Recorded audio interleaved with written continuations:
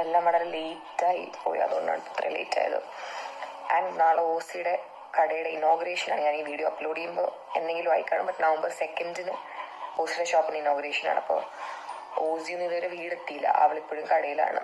അതിൻ്റെ എന്തൊക്കെയോ കുറച്ച് കാര്യങ്ങൾ തിരക്കായിട്ട് നിൽക്കുക. ഞാൻ കുറച്ച് കഴിഞ്ഞിട്ടാണ് റിയലൈസ് ചെയ്തത് ദാറ്റ് ഇത്തവണത്തെ വ്ളോഗിൽ ഞാൻ ഒട്ടും എന്താ പറയുക സംസാരിച്ചിട്ടില്ല.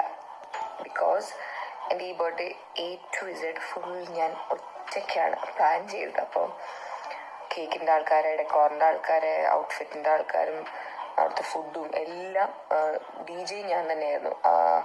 പാട്ട് മിക്സിങ് ഞാനായിരുന്നു. മിക്സിങ് ആയിട്ടൊന്നുമില്ല, ജസ്റ്റ് നല്ല കുറേ സോങ്സ് ആലോചിച്ചെടുത്ത് ഇൻഷോട്ടിൽ കമ്പയർ ചെയ്തു, അത്രയേ ഉള്ളൂ. പക്ഷെ അതും ഈ ലാസ്റ്റ് മിനിറ്റാണ് ചെയ്തത്. അപ്പോൾ അതും എനിക്കൊരു പണിയായിരുന്നു. അപ്പോൾ അതിൻ്റെയൊക്കെ ഇടയിൽ I couldn't really get time to talk as such. എന്നുവെച്ചാൽ എനിക്കെൻ്റെ മനസ്സ് തുറക്കണം. 25 വയസ്സായെന്നൊക്കെ ആഗ്രഹമുണ്ട്, പക്ഷേ എൻ്റെ മനസ്സിലുണ്ട് അങ്ങനെ കുറേ കാര്യങ്ങൾ. But I don't know how to put it out nicely as words. But എന്തൊക്കെ പറഞ്ഞാലും today was a very positive day for me. എന്നാൽ എനിക്ക് ഭയങ്കര സ്ട്രെസ്സായിരുന്നു. എല്ലാം ഞാൻ ഒറ്റയ്ക്ക് അറേഞ്ച് ചെയ്തത് കൊണ്ട് തന്നെ അത് ശരിയാവോ ഇത് ശരിയാവോ, അയ്യോ അത് നോക്കണമല്ലോ ഇത് നോക്കണമല്ലോ എന്നുള്ള ഭയങ്കര സ്ട്രെസ് എനിക്കുണ്ടായിരുന്നു. അഫ്കോഴ്സ് എന്നെ അമ്മു ദേവനും നല്ല സഹായിച്ചു.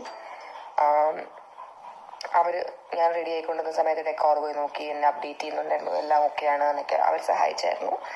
ബട്ട് എന്നാലും ഇന്ന് വരെ ഇതെല്ലാം ഞാൻ ഒറ്റയ്ക്കായിരുന്നു ഡീൽ ചെയ്തുകൊണ്ടിരുന്നത്.